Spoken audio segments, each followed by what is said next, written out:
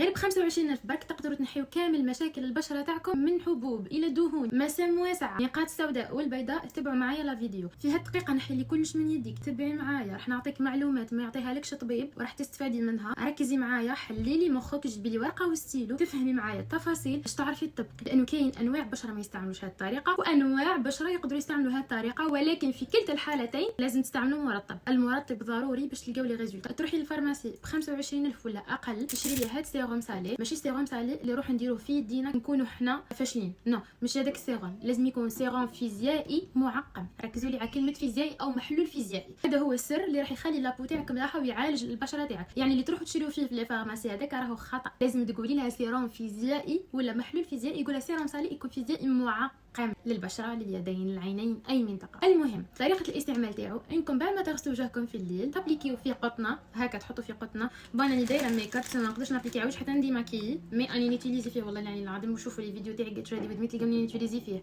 بعد ما نغسل وجهي. المهم تابليكيو بهذه الطريقه هكا، ومن بعد تفوتوا على كامل وجهكم هكا. انا حنحي المكياج بسبتكم. المهم تفوتوا على كامل الوجه تاعكم، راح ينحي لك الحب، يقتل البكتيريا اللي في الحب. هو المكونات الاساسيه تاعو عندك الزنك والصوديوم والمغنيسيوم اللي راح يعطيو الشبحه للابو تاعك، يعني الجلد تاعك يولي مشبوح، يتحفز الكولاجين وتتحفز الدوره الدمويه تاع لابو تاعك. اسمحوا لي رانا عايشين في حي شعبي، والحاجه الرئيسيه فيه انه الملح تاع البحر. الملح تاع البحر اكثر معقم لجميع المشاكل تاع البشره. اوكي الملح الطبيعي راح يعقم من البشره، يطهرها، وثاني راح يضيق لنا المسام وراح يقلل من المظهر تاع المسام. يعني هذاك الملح راح يعقم لنا البشره، ينحي لنا الدهون اللي في المسام هذوك، وبالتالي راح تضيق المسام. مضاد للبكتيريا، سورتو لا بكتيريا اللي تسبب لنا الحبوب، هذيك الحبوب الكبيره الحمراء اللي توجع، هذا راح يقضي على كامل المشاكل هذيك ويمنع ظهور الحبوب مجددا، لانه راح يعقم البشره تاعكم بشكل دائم. راح ينظم افراز الدهون بالنسبه للبشره المختلطه والدهنيه والمعرضه للحبوب. يعني لابو تاعكم تولي تفرز الدهون بطريقه عاديه ماشي زايده عن اللزوم. يمد اشراق ويمد اكلال للابو، يعني لابو تاعكم راح تولي فيها الاكلا، يروح لها البهتان، تولي صحيه اكثر وعندها نضاره وما تحسوهاش باهته. اذا بشرتك دهنيه مختلطه عاديه لازم مهما كان من وراه مرطب ولا من وراه ماء ورد،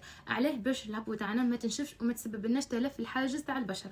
اما البشره العاديه فتستعملوا من مره حتى مرتين في السمانه، ماشي كل يوم. اوكي البشره الدهنيه والمختلطه تقدروا تستعملوه يوميا. اما البشره الجافه ممنوع منعا باتا انكم تستعملوه، لانه راح ينشف لكم البشره اكثر وبالتالي راح يصير تلف في حاجز البشره. واذا استعملوه مره في السمانه، ولازم من وراه مرطب جد قوي. البشره الحساسه بزاف، يعني اللي تتهيج من اي حاجه، ممنوع تستعملوه لانه قادر يسبب لكم تهيج خفيف في البشره. واذا كنتم ما تعرفوش تتعاملوا مع هذاك التهيج راح يولي لكم حب، لانه البشره تاعنا كي تكون متهيجه راح تخرج لنا الحبوب بكثره، لانه لابو تاعنا تولي متضرره فتسي تخرج لنا انديس باللي راهي متضرره. واللي زانديس هذو مش راح يكونوا حبوب، راح يكونوا القشور